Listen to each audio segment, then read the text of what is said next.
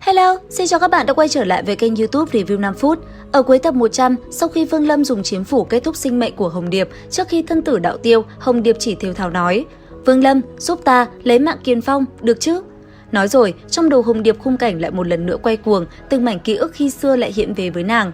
Để rồi chẳng bao lâu sau, khi mảnh ký ức trong đầu biến mất, Hồng Điệp cứ thế nhắm mắt lại, thân mình dần dần tiêu tán trong hư không. Nhìn kẻ thù biến mất, Vương Lâm lặng người trong tích tắc. Cuối cùng, thu lại chiếm phủ và côn cực tiên của Hồng Điệp vào trong tay, sau đó anh ấy lại một lần nữa bay đi. Cùng lúc này, ở đỉnh Linh Sơn, gần cánh cửa tiến vào mộ của đệ nhất Chu Tước Tử, Vân Tước Tử và lão giả Mạc Lực Hải do Thác Sâm phái đến thì vẫn đang nhìn nhau với ánh mắt đề phòng. Bây giờ, bọn họ đang chờ đợi cánh cửa trước mắt vỡ ra toàn bộ thì mới có thể đi vào bên trong. Tuy nhiên, trong lúc bọn họ đang quan sát thì từ đâu Kiền Phong đã đi tới, nhìn thấy nơi đây có nhiều người như vậy, hắn ta cũng lập tức đề phòng. Thế nhưng, ngay khi hắn đến thì cùng lúc đó, từ phía xa, thân hình Tử Tâm cũng đã bay tới. Vừa nhìn thấy nàng, Kiền Phong lập tức nhận ra.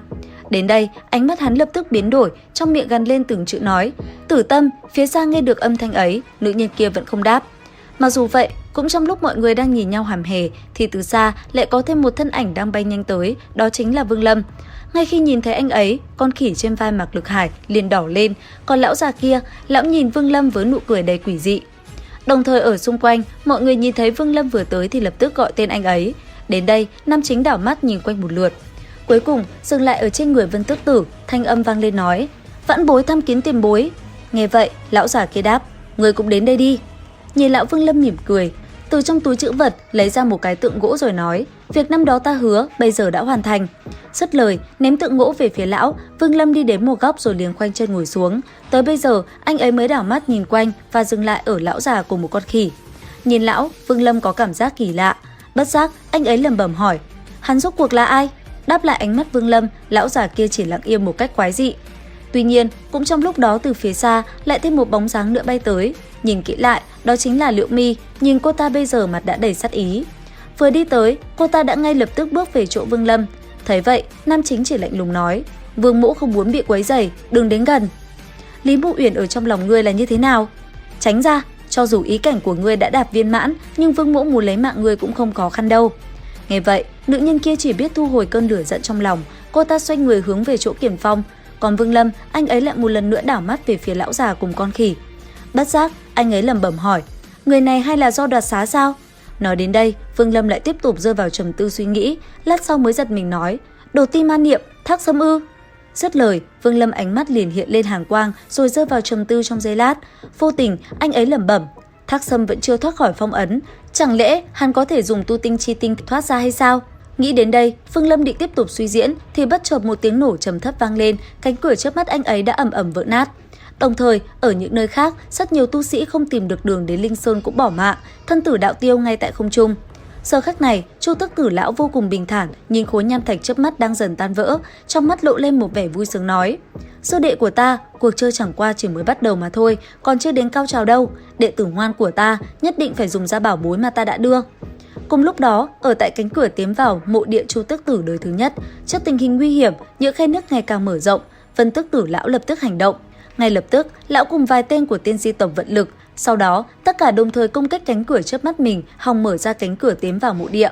Bùm một tiếng, thanh âm long trời lở đất vang lên, truyền khắp cả Chu Tước mộ. Tích tắc sau, chỉ thấy cánh cửa tiến vào mộ địa kia đã bị vỡ ra thành từng mảng. Không chậm trễ, thân mình Vân Tước Tử nhoáng lên một cái, trực tiếp hóa thành một đạo hồng mang lao đi, đồng thời xung quanh tất cả cũng lao theo. Chẳng mấy chốc, vừa khi tiến vào không gian mộ địa, Vân Tước Tử đã phóng về phía một cái cung điện giữa không trung. Phía sau lão, con khỉ cùng lão già kia cũng đã tới. Nhưng cũng đúng vào lúc này, cung điện bỗng rung chuyển ầm ầm, từng đạo kim mang chói mắt phóng ra, tất cả phải lập tức lùi về phía sau. Đến đây, từ bên trong hào quang vạn trượng này xuất hiện một kim giáp đại hán đi ra, chắn trước tòa cung điện. Thấy thế, Vân Tước Tử liền lao lên vượt qua thân ảnh đó. Đáng tiếc, người khổng lồ cũng không ngăn được lão mà để lão tiến sâu vào cung điện. Nhìn Vân Tước Tử tiến vào, lão già cùng con khỉ kia cũng lao theo. Nháy mắt, trước tốc độ của cả hai, người khổng lồ cũng dễ dàng bị vượt qua. Nhìn thấy hai lão già kia vượt qua dễ dàng, Vương Lâm cũng hiểu cách thức để tiến vào. Tuy nhiên, Tử Tâm và Chu Vũ Thái bên cạnh anh ấy thì không hiểu, ngay khi thân ảnh khổng lồ đó bổ xuống, nó lập tức chắn bay cả hai về phía sau. Chứng kiến sự tình, Kiền Phong lập tức lên tiếng hỏi: "Tăng Ngưu, ba người chúng ta liên thủ chống lại kiếm quang của gã đại hán kim giáp, ngươi thấy sao?" Nghe lời này, Vương Lâm lập tức gật đầu đáp ứng. Thấy thế, Kiền Phong gấp gáp nói: ta và ngươi ngăn cản kiếm quang, sư muội ta ở phía sau tiếp ứng. Không cần, ta trực tiếp đón đỡ kiếm quang, hai người các ngươi ở phía sau đi. Được, toàn bộ nhờ cậy vào Tăng đạo hữu.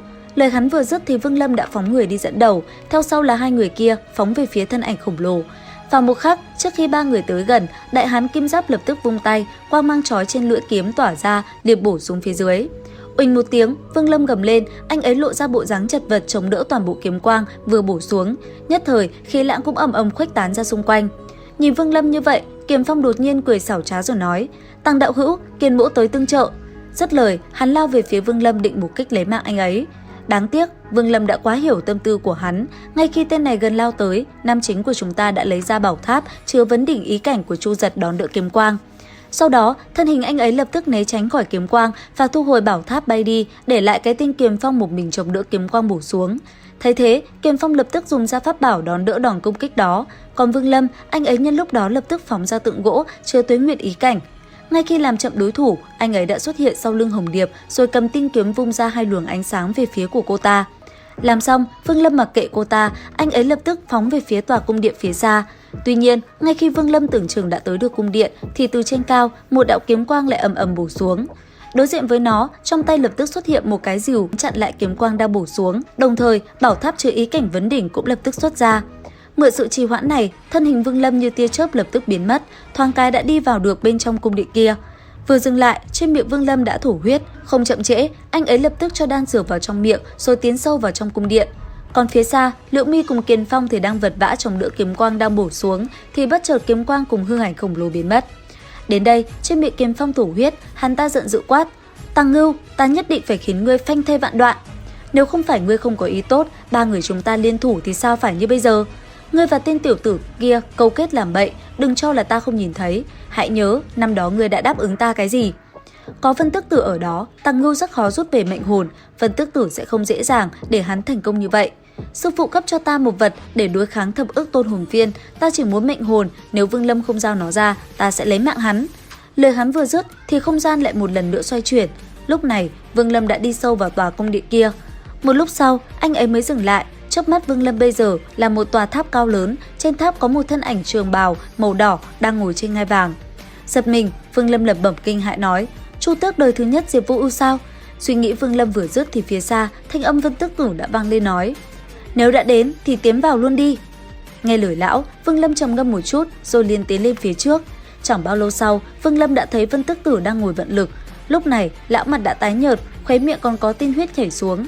Thấy Vương Lâm, lão nói: "Ta quả nhiên không có nhìn lầm người, ngươi là người thứ ba tiến vào nơi này." "Lão già kia đâu?" "Ta dùng trận pháp vây khốn, giờ phút này hắn đang còn ở trong trận pháp." "Bản thân ta bị trọng thương, tu tinh chi tinh ngươi giúp ta mang đi, mang tới tiên di tộc cũng tốt, tu sĩ cũng được, ta không để tu tinh chi tinh này tan vỡ." Dứt lời, lão đẩy một vật về phía Vương Lâm, thế nhưng không nhận nó, Vương Lâm lập tức lùi lại rồi lấy ra tôn hồn phiên đề phòng. Nhìn anh ấy, lão Vân Tức Tử hỏi: "Ngươi chạy cái gì?" "Vạn bối còn không muốn bỏ mạng ở đây." "Ngươi như thế nào mà lại nhìn ra?" "Thứ kia không phải là tu tinh chi tinh." Lời anh ấy vừa dứt, Vân Tức Tử đột nhiên cười lên một tiếng đầy quái dị. Và liệu rằng tiếp theo, tập này sẽ còn hấp dẫn và thú vị thế nào? Hãy theo dõi kênh YouTube Review 5 phút để biết thêm chi tiết các bạn nhé. Xin chào và hẹn gặp lại!